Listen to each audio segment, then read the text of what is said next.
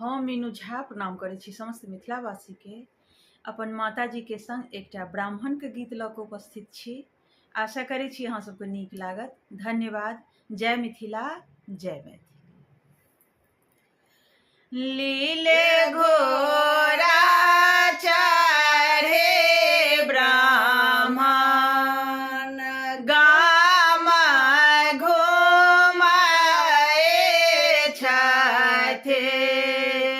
लीले घोड़ा चढ़े ब्राह्मण, गाम घुमाए छथि।